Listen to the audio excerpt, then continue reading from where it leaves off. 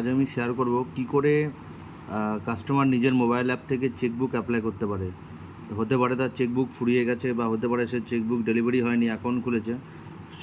First play store থেকে access mobile অ্যাপটা download করবেন, ওপেন করবেন। ওপেন করলে এখানে আপনার পাসকোড যা আছে সেটা দেবেন, বা ফিঙ্গারপ্রিন্ট, আমি ফিঙ্গারপ্রিন্ট ইউজ করছি।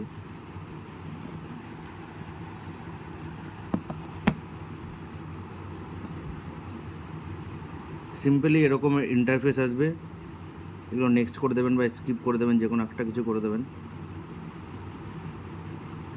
যাবেন হচ্ছে মোডে, 3 ডটস এখানে আছে, মোডে ক্লিক করবেন। মোডে গিয়ে জাস্ট নর্মাল ইজি মোডে, আবার নেক্সট মোড। এখানে দেখুন অপশান পাবেন, এখানে অনেক রকমের অপশান আছে। আপনি যাবেন হচ্ছে সার্ভিসে, সার্ভিসে গিয়ে সেম আবার নেক্সট, কোনো পপ আপ আসলে সেগুলো নেক্সট করে দেবেন, নাহলে ডিরেক্ট এখানে আসার পরে এখানে দেখুন লেখা আছে মাই প্রোফাইল চেক, চেকে ক্লিক করবেন। এটা ফার্স্ট টাইম ইউজারদের জন্য ফ্রিতে দেয় চেকবুক, কোনো চার্জেস লাগে না, ভয়ের কোনো ব্যাপার নেই। জাস্ট অ্যাপটা লোডিং হওয়ার পরে এখানে হচ্ছে আপনি রিকোয়েস্ট চেকবুক, 3টা অপশান আছে, রিকোয়েস্ট চেকবুক, পজিটিভ পে আর হচ্ছে ডিমান্ড ড্রাফট।